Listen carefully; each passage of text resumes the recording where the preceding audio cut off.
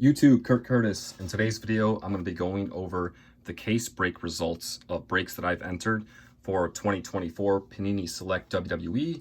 So technically, I entered a total of 12 case breaks, and 10 of them were for Blair, and then 2 of them were just for some other wrestlers, but altogether it ended up being 12. So I entered a 5 case break, a 3 case break, 2 case break, which I had random wrestlers, and then 2 individual 1 case breaks. So I entered less breaks than I did for Prism, and you get kind of less cards. There's less cards in the pack. As far as base cards go, most breakers aren't even shipping them these days. I got 2 random base cards from all the breaks, but it is understandable. It doesn't matter to me. It's fine. But let's go over some of the other wrestlers before we get to the Blair cards. So I had Billy Gunn in a 2 case break, and I only paid $2 for him.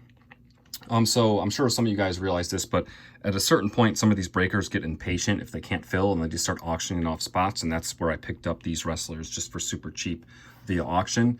But with Billy, I know he only has a ringside, and that's all I hit was just the 1 ringside. Next up, Shannon Stacks Lorenzo. I got him for $1 for a 2 case break, and I ended up hitting not 1, but 2 reds out of 175. And I also hit the first off the line Mojo out of 8. So pretty sure I can sell that for more than $1. I know he's not a big name, but still, it's a FOTL out of 8. So that ended up being a success. Next up, I had Bruno Sammartino in a 2 case break, and I only paid $2 for his spot. Ended up hitting a blue out of 199, and also ended up hitting a green out of 5 of Bruno.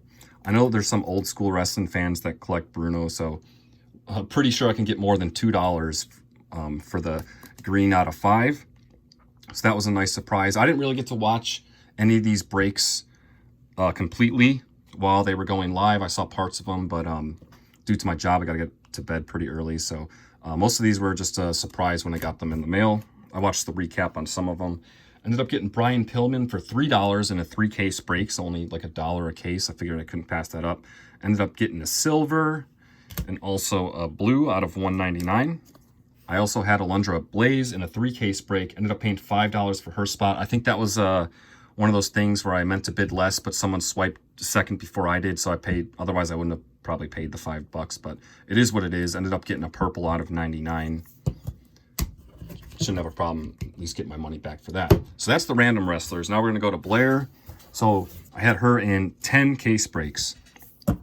And yeah, that's what I ended up getting, a nice stack of cards. Not as big as the stack from Prism, but with Prism I ended up doing 14 cases. So we got 1, 2, 3, 4 silvers, 1, 2, 3 tricolors. I think the tricolor actually looks pretty nice this year. No blues out of, or light blues out of 249, but I ended up getting 1, 2, 3 reds out of 175. And here was probably the biggest hit. Ended up getting a green out of 5. So I ended up getting 2 greens out of 5 from the breaks that I entered. So that's a nice surprise. Those out of 5, man, those can be tough to get. You know, I don't know. Do you guys think the greens are? I feel like people kind of forget about them. Everyone's going after the golds or the 1-of-1s, but the greens are nice too. And only numbered out of 5, they can be really hard to get if you're trying to complete a rainbow. So that was an awesome hit. And as far as autos go, got a base auto, and also ended up getting a red auto out of 99. So these autos are a little tricky. As you can see, it's SmackDown. So like the top and bottom are going to be blue, and like the Raw would be in middle. The Raws would be red, and the NXT are gold.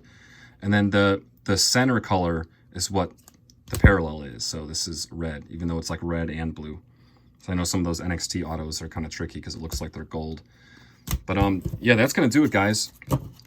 I had a lot of fun. I didn't go as crazy as I thought I would, but that's mainly because I don't mind buying a wrestler for like $5, $8 for a case break or something like that. But Blair's prices definitely have gone up from what they have in the past, and it's just rough trying to pay like $20 for a case break. I mean, kind of better off just getting singles at that point. But I ended up getting, because Whatnot has that rewards program thing. So I ended up getting some of them for, like, if you combine the cases, like the 5 case break. Most of them I paid around $10, give or take, but I did pay as low as like 6 something because of the coupon and stuff. And I did pay as high as around like $20 for on like opening day and stuff like that. So it was kind of all over the place, but either way, it was a good time. I appreciate you guys watching. I'm going to have a lot of videos dropping soon with wrestling cards and the content I do here. Sometimes there just goes like a week where there's nothing I can post. But right now I have a bunch of stuff that I need to catch up on. I'm going to the card show this weekend too. So it might be unusual, but don't be surprised if you see multiple videos from me coming out this week before the card show this weekend. We got a lot going on with wrestling cards right now. Waiting on a checklist for Black Diamond and Allure for AEW. I still got to do the preview for 25 AEW. Waiting for a checklist for Flawless and National Treasures for WWE. We're also waiting for a release for 3 count. So there's like a lot going on. We'll see if we hear any news from Topps coming up. So it's a lot going on, guys.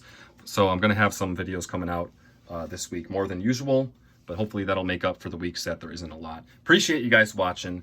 As always, in this here house, we watch wrestling. Your mind about me, some things you just cannot say. I wish I could sleep in peace.